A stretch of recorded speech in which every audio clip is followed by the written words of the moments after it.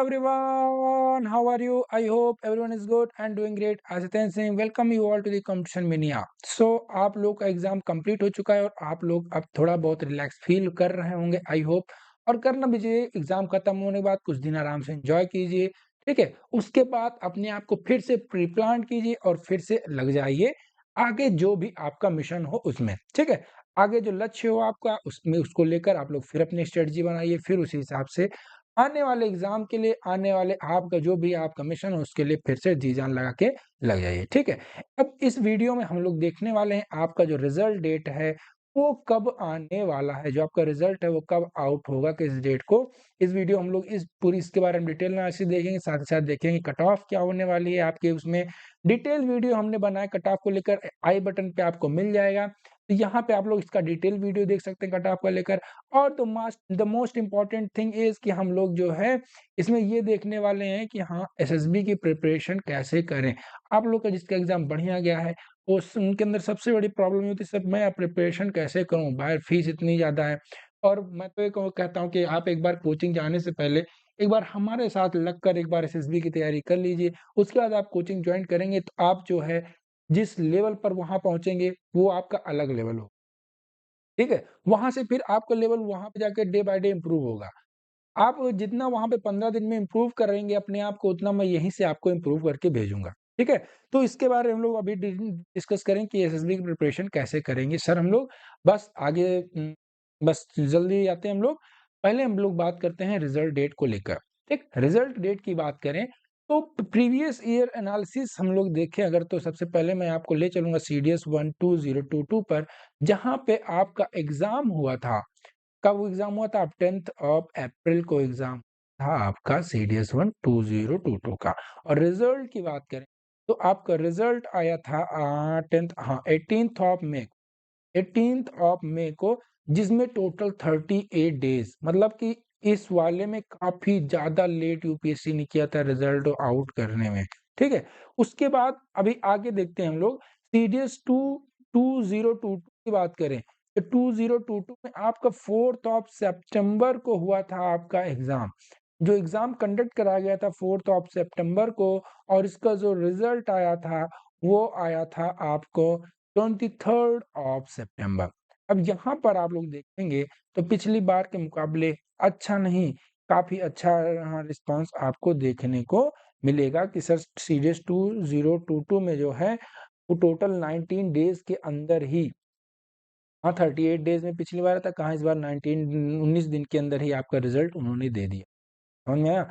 उसके बाद अब हम सर बात करें सीरीज 12023 की, तो 12023 में आपका जो एग्जामिनेशन कंडक्ट हुआ था वो हुआ था आपका 12023, हाँ 16th ऑफ अप्रैल को, 16th ऑफ अप्रैल को आपका एग्जाम कंडक्ट हुआ था। और जो रिजल्ट आया था वो आया था आपका 4th of May, 4th of May को रिजल्ट आया था। और इसमें देखिए हम लोग टोटल 18 डेज, बट ट्विस्ट तो अभी बाकी है मेरे दोस्त। यहाँ पे आप सभी लोग देखेंगे सर 38 डेज आया 202 में, मान लेते चलो कोई दिक्कत नहीं है। उसके बाद सर 19 दिन हुआ ना, उसके बाद सर 18 दिन हुआ ना, उसके बाद सर सीडीएस 2023 की बात अगर हम लोग करें तो इस बार भी हमारा लगभग 17-18 दिनों में आ जाना चाहिए था। बट जो बच्चे पिछली बार एग्जाम दिए थे आप उनसे पूछिएगा क्या इतने दिनों में आया था, वो एकदम मुंह लटका के बोलेंगे नहीं सर हम लोग को बहुत वेट करना पड़ा था। और मैं अगर बात करूं सीडीएस 2023 की, तो इसमें आपका जो एग्जाम डेट था वो 3rd ऑफ सितंबर था, 3rd ऑफ सितंबर को आया था। रिजल्ट की बात करूं तो रिजल्ट एक बार फिर से आपको पहुंचा दिया था 3rd ऑफ अक्टूबर को, मतलब पूरे के पूरे 30 दिन लगा दिए थे यूपीएससी ने रिजल्ट आउट करने में। मतलब कहाँ बच्चों की आदत उन्होंने डाल दी थी 17-18 दिनों वाली, कहाँ पिछली बार उन्होंने 30 दिन लगा दिए। काफी ज्यादा बच्चे की सर अभी तक रिजल्ट नहीं आया, रिजल्ट नहीं आया, क्या हो गया। तो फिलहाल मतलब कि वो उनका कुछ होगा, बीच बीच में वो अपना चेंज करते रहते हैं। बट अगर मैं इन सबको देखते हुए चलूं तो आप लोगों का जो इस बार का एग्जामिनेशन जो डेट था एग्जाम का, आज तो आपको कब हुआ 21st of April, 21st of April को आपका एग्जामिनेशन हुआ सीडीएस 12022 24 का। और इस हिसाब से मैं कहूँ कि सर अगर मैं 20 से 25 दिन, ये मैं एवरेज लेता हूँ 20 डेज़ का, कि अगर 20 दिन में रिज़ल्ट आ जाएगा आपका, तो 20 दिन के हिसाब से आप लोग अब कमेंट कीजिए कि यहाँ पे आपका जो रिज़ल्ट आएगा, वो किस तारीख को आएगा? बताइए। ये हम ही बता दें? चलो। अप्रैल है आपका, जनवरी, फरवरी, मार्च, अप्रैल, ठीक? ये जो होता है आपका 30 का महीना होता है। तो यहाँ पे आप लोग देखेंगे तो 9 दिन उधर, 10 दिन उधर, 19 दिन, तो कुल मिला के आपका 11 से 12 तारीख के बीच में आपका रिज़ल्ट आएगा। समझ में आया? 11 से 12 अप्रैल नहीं, मई रख लीजिए, ठीक है? 11 से 12 मई के बीच में आपका रिज़ल्ट आ जाएगा, इसी के आस-पास। सभी लोग बिल्कुल निश्चिंत रहें, आपका एग्ज़ाम बढ़िया गया तो आप सभी लोग एसएसबी की प्रिपरेशन स्टार्ट करें।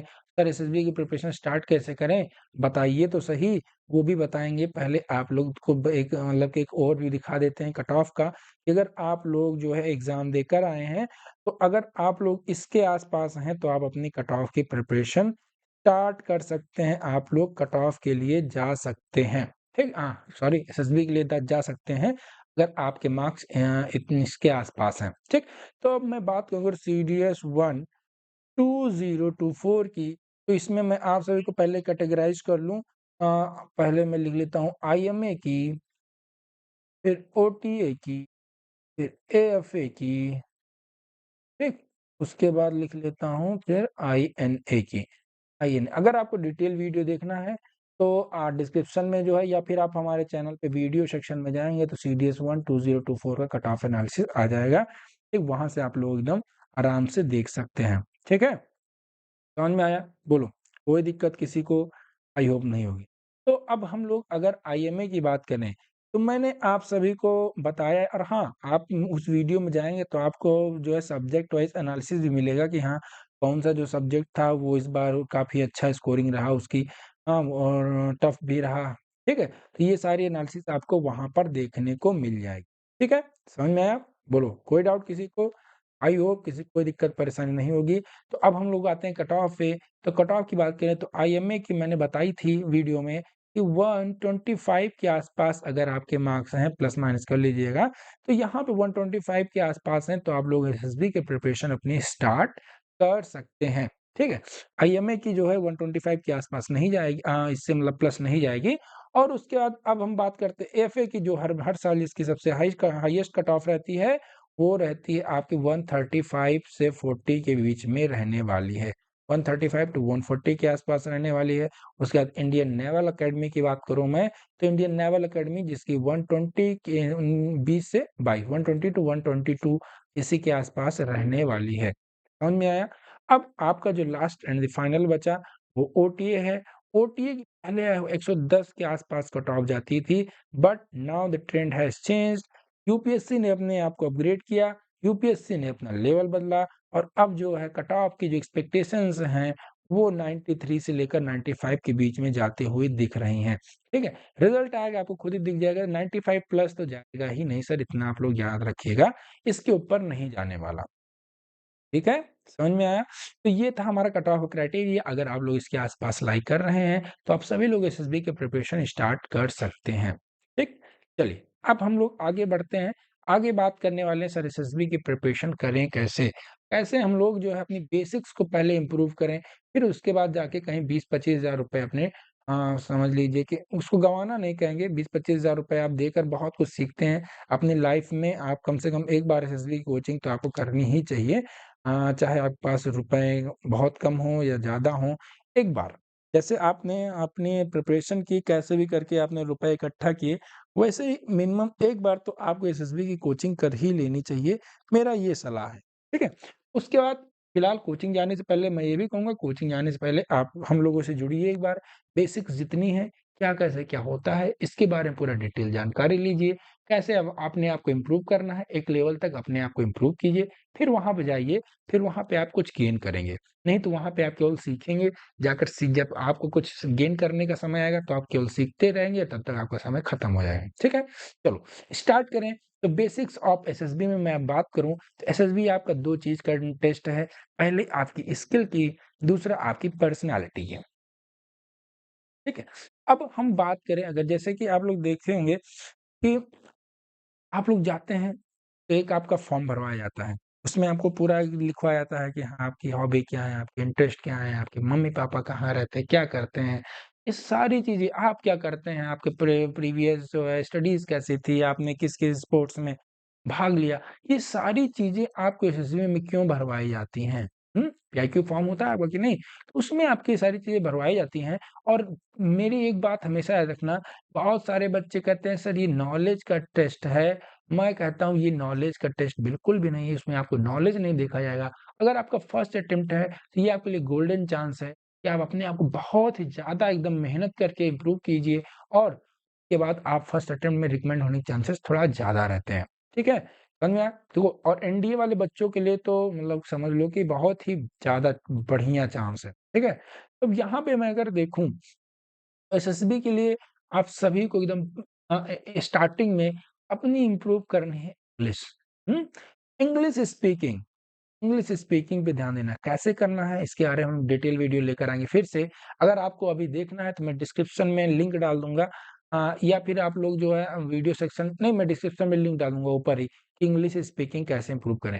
वो मैंने जो है पहले बनाया था उसमें बहुत ही डिटेल वीडियो मैंने बनाया था एकदम पूरा point to point basics to basic अगर आप लोग उसके थ्रू जाते हैं तो आप आराम से अपनी स्पीकिंग इम्प्रूव कर ले जाएँगे। ठीक? तो ये सबसे इम्पोर्टेंट चीज़ है कि आपकी जो स्पीकिंग है वो ज़रूरी नहीं कि फ्लुएंट हो, बट आपकी जो स्पीकिंग है वो कन्विंसिंग होनी चाहिए। आप बोलें तो ऐसा नहीं कि आप जो है मतलब कि आपको बोल कुछ कहना कुछ और चाह रहे हैं, बोल कुछ और रहे हैं। आपको जो है जो आप बोलें, जो आप बोलना चाह रहे हैं, आप ऐसी इंग्लिश बोलें कि वो मुँह से भी आपके वही ल निकले कि हाँ, ये बालक ये बोलना चाहता है, ठीक है? जो दूसरी चीज़ है वो है आपका इंग्लिश स्पीकिंग के साथ-साथ पर्सनैल पर्सनैलिटी की बात करूँ मैं तो ज़रूरी नहीं है कि हाँ, आप एकदम पहले दिन से ही आर्मी ऑफ़िसर दिखें। इन जो आपके मैनर्स हैं, मैनर्स जिसको मैं कहूँगा, आप लोगों ने सुना होगा अपना ये ओएलक्यूज़ के बारे में सुना होगा ना? आप ज़रूरी नहीं हर एक ओएलक्यूज़ हों आपके अंदर, बट लेकिन कम से कम आप अगर उसमें 6 से 7 ओएलक्यू अभी ले आते हैं, जिसमें से मैं अब सबसे इम्पोर्टेंट अपने आप को डिसिप्लिन मानता हूँ। डिसिप्लिन आपके अंदर अगर आ गया, तो ये बहुत ही इम्पोर्टेंट ओएलक्यू है जो आपके अंदर आ जाएगा। तो इन 2 चीज़ों पे आप अभी वर्क कीजिए। पहला क्या है? पहला है सर इंग्लिश। इंग्लिश स्पीकिंग पे हमें फ़ोकस रखना है और दूसरा है सर हमारी पर्सनैलिटी और पर्सनैलिटी कैसे इम्प्रूव होगी? आप अपने ओएलक्यूज़ में सबसे मोस्ट इम्पोर्टेंट क्या है? डिसिप्लिन आप अपने आप को डिसिप्लिन रखिए, ठीक है? और जो दूसरी चीज़ है थोड़ा इस पे भी ध्यान देना आप अपनी जो है बेसिक नॉलेज कैसे? जो आपकी डिफेंस से रिलेटेड है, डिफेंस से related army, air force, navy aircraft हो गया, ये सारी चीज़ें इन सारी चीज़ों को लेकर आप पूरा एकदम अप टू डेट रहें। कौन किस पोस्ट पे है, आर्मी में कि नेवी में, एयर फोर्स में, ठीक है? ये सारी चीज़ें आप सभी को पता होनी चाहिए। इन 3 चीज़ों पे वर्क कीजिए, बाकी हम लोग एसएसबी का बैच लेकर आएँगे। रिकमेंडेड है सर, जो आप लोगों को पढ़ाएँगे, वो रिकमेंड होकर उसमें मेडिकल आउट हो गए थे।